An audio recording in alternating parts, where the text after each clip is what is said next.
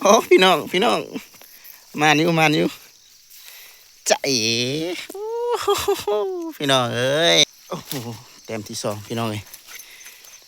อ่าฮะร้านอยู่พี่น้องจะมีเต็มบ่มีเต็มบ่อะจะอ๋อโอ้ย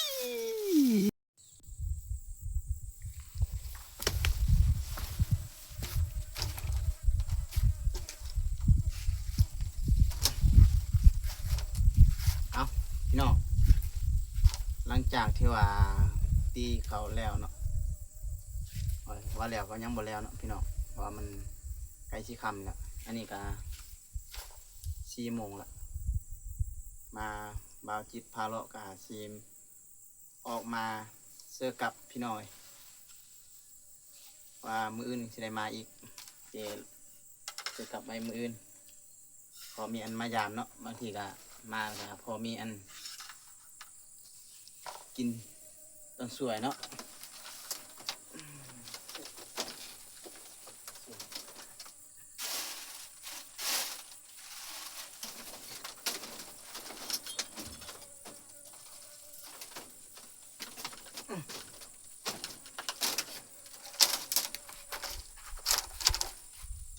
บากิดสิได้ไปเสิร์ฟกับพี่น้อง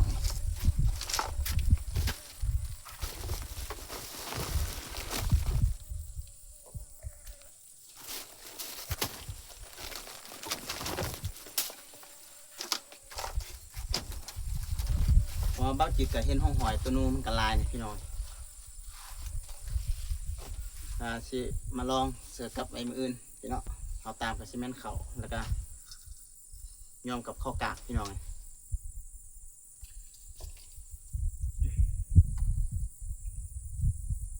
เพราะว่านู่กินเขากินเขาอยู่ไห้นะเขาจะได้เอาอันข้าวเหนียวเขานี่นำมาจำมันข้าวกากตามพี่น้องคันแมนยูไฮสลีนี่เขาจะได้เอาสลีตามคันมายูส่วนมันต้นนี่จะได้เอามันต้นตามพี่น้องเลยเพราะมันกินเท่าใดเขาตามแน่นอนพี่น้องสมมติว่ามันกิ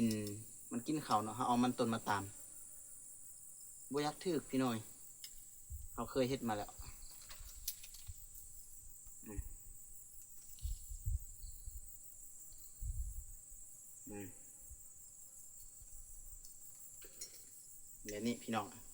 เขาจะย่อมันข้าวกากกันบ่ยอมข้าวกากยอมข้าวเปลี่ยนก็ได้พี่น้องยอมข้าวเปลี่ยนแล้วก็เอาอันน้ำมันมูอันมาทาพี่น้องนูเขาดีพี่น้องเลยแต่ว่าเขากับบ่มีเขาสอบเอามาเมื่อเสาร์สอบบ่มีสำใดเขาเอาสำนั้นพี่น้อง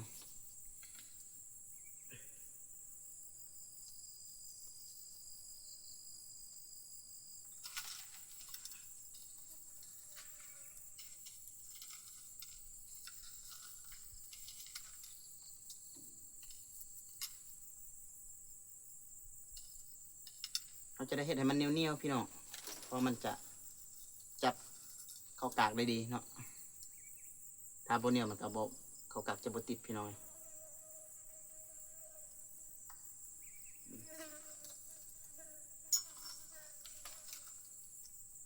กับเฮานี่ก็มีบ่หลายพี่น้องเลยมีแต่6ล่างแต่ว่าบ่ฮู้ว่าสิมานหรือบ่มานก็บ่ฮู้เนาะก็สิค่อยๆลุ้นเบิ่งมื้ออื่นพี่น้องเอ้ยมื้ออื่นตอนเช้าสิได้มาไหมคิดว่ามื้อนี้ก็สิมานอนคิดว่าแต่ว่าข้าวสารเบิดก่อนสิได้ออกเมื่อบ่มีไผนอนก็เลยบ่กล้านอนผู้เดียวเนาะนอนอยู่ให้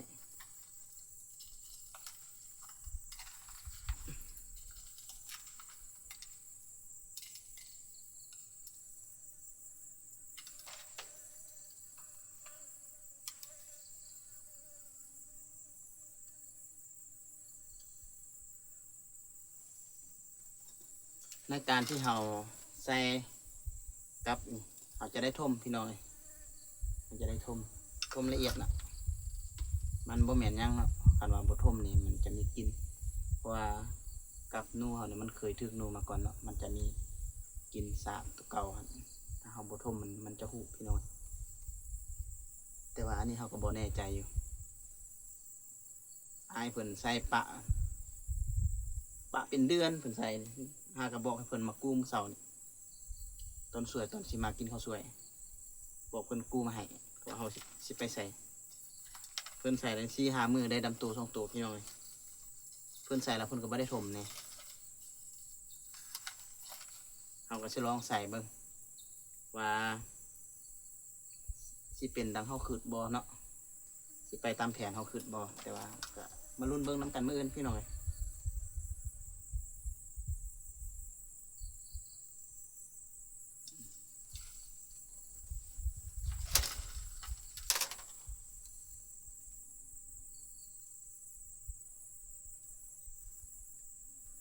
หลังจากที่เฮาเกี่ยมแล้ว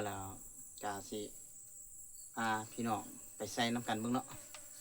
ว่ามันสิมีหลายปานใดเนาะคันบ่มีแสดงว่าบ่ได้ใส่พี่น้องเอ้ยคันมีเดี๋ยวจังสิได้ใส่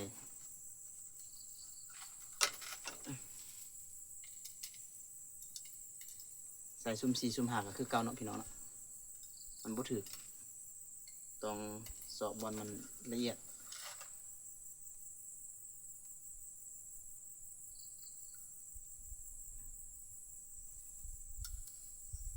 ในการที่เราใส่เหยื่อตามพี่น้องอาจจะต้องใส่เอาใหญ่นิดนึงพี่น้องเอ้ยเพื่อหยังเพื่อบางตัวมันสลัดพี่น้องใส่เอาใหญ่กะว่ามันพอแตะๆหน่อยเดียวแล้วให้มันลั่นโอเคพี่น้องบางตัวนี้สลัดเลยเพื่อเขาตามน้อยเดียวนี่มันกินสลัดมันลากขึ้นล่างเลยเลี้ยวบรันพี่น้องแต่ว่าเขาซื้อมาเขาต้องได้แป้งพี่น้องแป้งเข็มตัวนี้เอาต้องได้เอาเล็กสมัยทูหรือว่ามีเมินก็ได้พี่น้องเดี๋ยวเอาเล็กสมัยทูแบบเอามิ้นนิดนึงเปล่าแต่ว่าแตะหน่อยเดียวให้มันดึงไปทางใดก็ให้มันลั่นพี่น้อง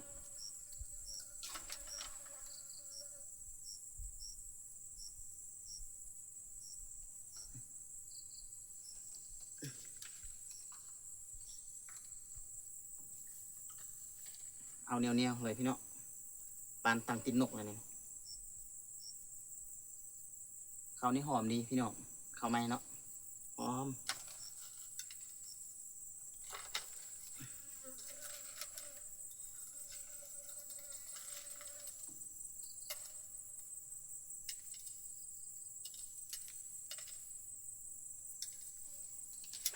อืมปั๊บบัดนี้แล้วพี่น้องเอ้ย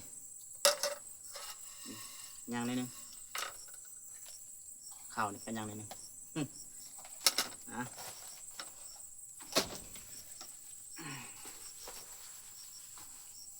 ยังมีแดดห่อนอยู่พี่น้องใส่หมวกกัน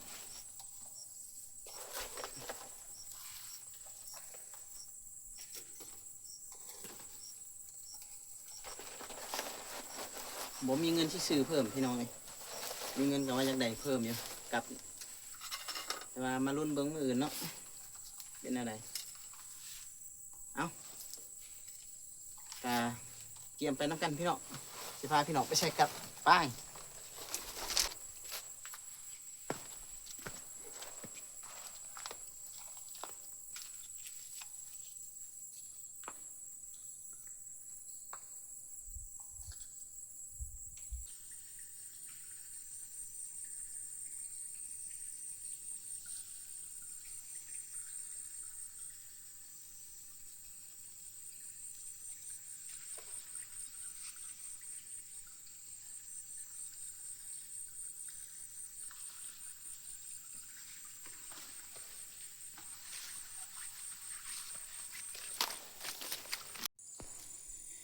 เอาพี่น้องหลังจากที่เราเลาะศอกเนาะ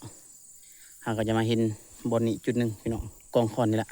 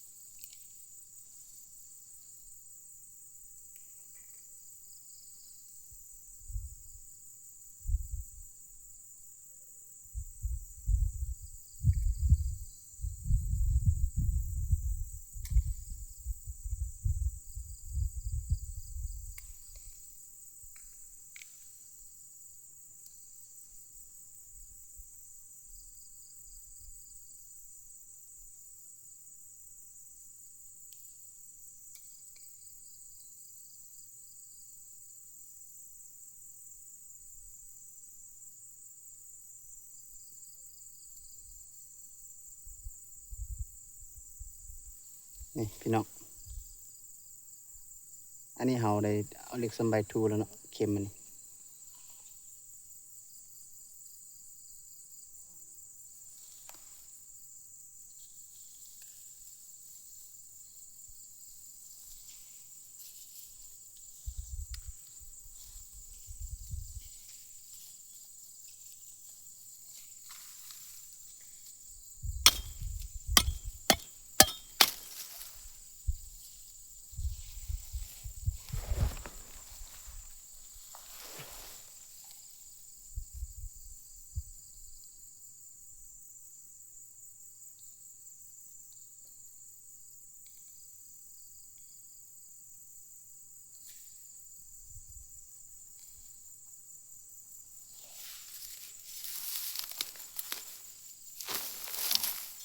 เราจะได้ทมพี่น้อง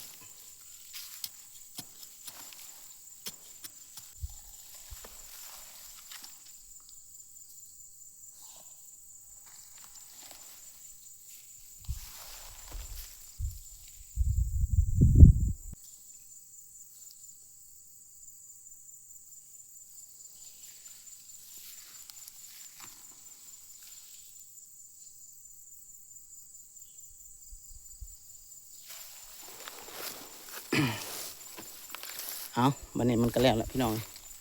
แล้วมาอื่นตอนเสาร์มารุ่นเบิ้งน้ำกันเนาะพี่น้องเนาะนะคลิปนี้กาสิหยุดคลิปสำนีเนาะพี่น้องก่อนอื่นกาอย่าลืม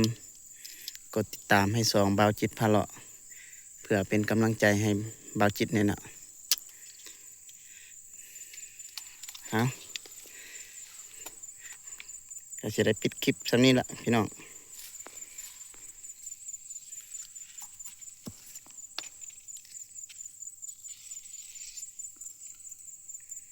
มื้ออื่นเสาร์จ้ะพี่น้องจะมาลุ้นเบิ่งน้ำกันเนาะ